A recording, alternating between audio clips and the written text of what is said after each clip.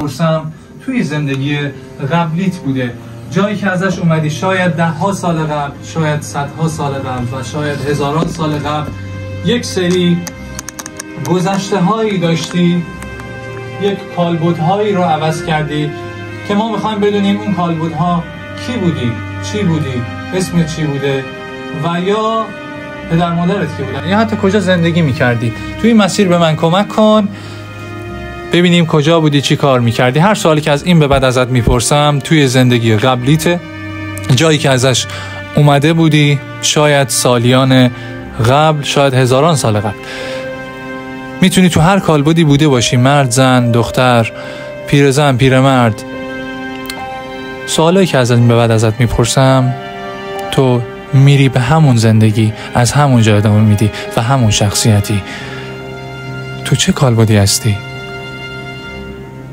پیرزن. چند سالته؟ 93. کجا زندگی میکنی؟ آمریکا. اسمت چیه؟ جولیا. جولیا، بچه هم داری؟ بله. چند تا؟ 2 تا. اسمشون چیه؟ جوزف. خب جان. خوبه. اونا چند سالشونه؟ 29. خب 18. جولیا، فامیلی چیه؟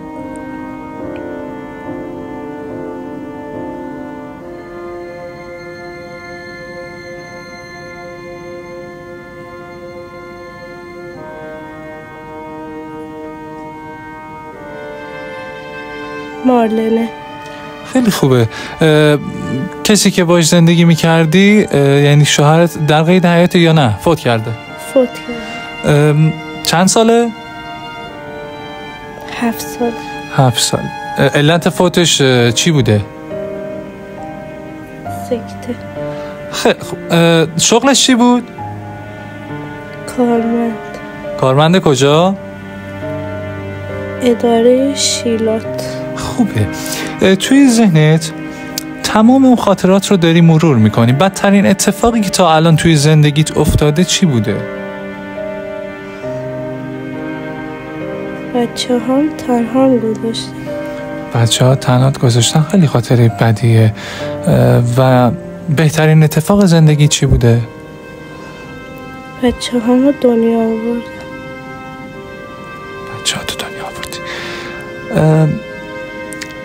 الان دور اطرافت چی هست؟ تنها یه صندلی تو خونه. کتابی چیزی اونجاها میبینی؟ بله. میشه بی زحمت کتاب رو باز کنی؟ بله. خب داخل کتاب رو بی زحمت 2 خطشو برای من میخونی؟ من نمیدونم اصلا اون کتابایی که تو داری میخونی چیه.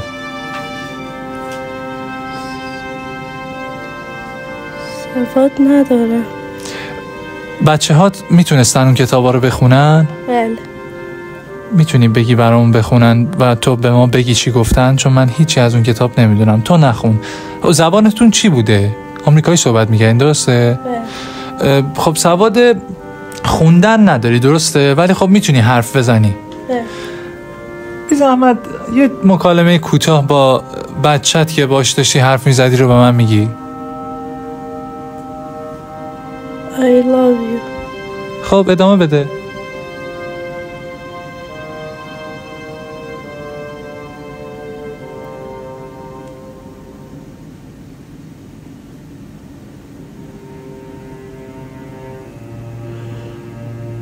نمیتونم. سالی که داری زندگی میکنی چه سالیه؟ 1990. خیلی خوبه. 1990.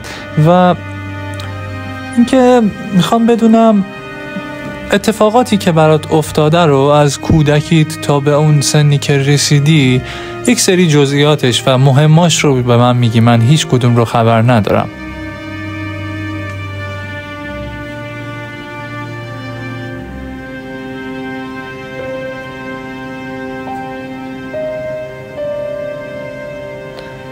پیری از اذیتم میکنه. ازت میخوام برگردی به چندین سال قبلتر که جوانتر بودی. تو راحت الان میتونی توی زمان سفر کنی چون تموم اون خاطرات رو گذروندی و زمانی که برگشتی به حدود 20 تا بین 20 تا 30 سال بگو که ادامه بدیم.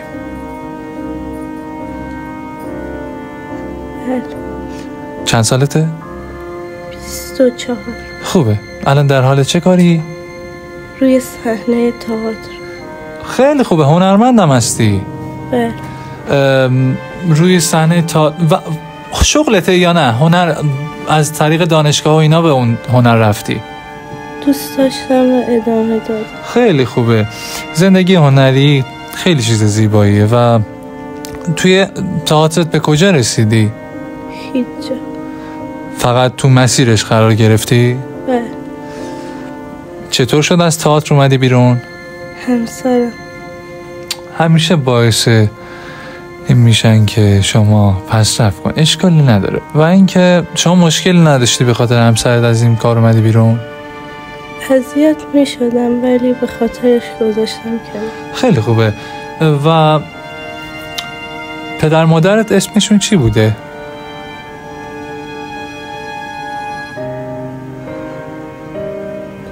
جوزف، ژان. اینا بچه‌هات بودن درسته؟ بله. پدر و مادرت رو ببین، باهاشون حرف بزن. میخوام اسماشون رو در بیاری.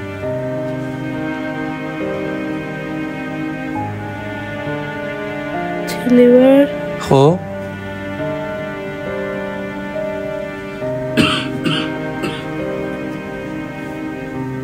مکس.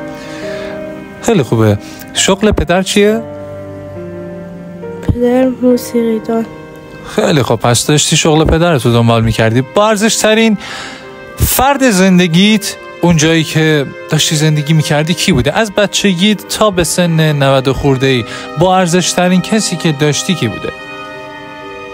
پدر و مادر. پدر و مادر. دوست داری کدوم یکی از شخصیت‌ها رو دنبال کنی تا ببینی توی زندگی الانت میتونی باشون در ارتباط باشی یا نه؟ پدر. کالبد پدرت رو ببین. علت فوتش چیه؟ تصادف کرد.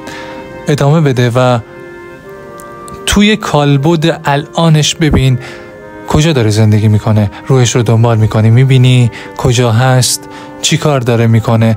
ادامه بده و ادامه بده تا برسی به کالبد الانش. میتونه همین جاها نزدیکت باشه، میتونه حتی خارج از کشور زندگی کنه و توی کالبد دور از تو باشه. پیداش کردی بگو. ونیز داره زندگی میکنه؟ اسمش رو میتونی بگی؟ مکس. تو همون اسمه؟ خیلی خوب. تو هیچ ارتباطی باش نداری؟ نه. فامیلیش چیه؟ نه.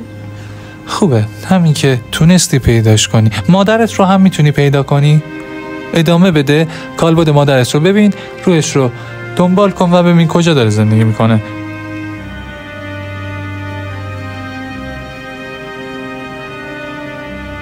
دبی. خوبه. اسمش چیه؟ تو کالبد زنه یا مرده؟ مرد. خیلی خوبه.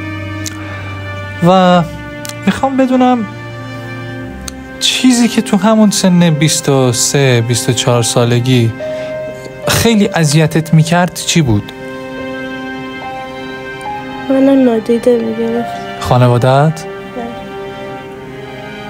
خب این بعد. ولی خب تو هنرت رو داشت. به خاطر چی نادیده میگیرن؟ با چی مشکل داشتن؟ فکر میکردن هیچ کاری نمیتونم بکنم. سر همین موضوع بود که زودتر ازدواج کردی؟ بله. خیلی خوبه. و زمانی که داریم صحبت میکنیم خیلی ریلکس، خیلی راحت تموم خاطرات رو سر جاش قرار بده و به کالبد الانت برگرد و تو همین مسیر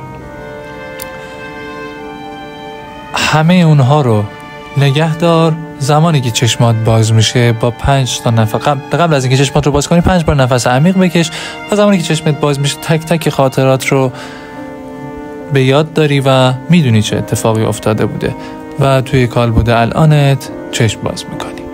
5 بار نفس عمیق بکش و چشمات رو باز کن. 1 2 3 4 5 چشمت باز ریلکس. باریکل.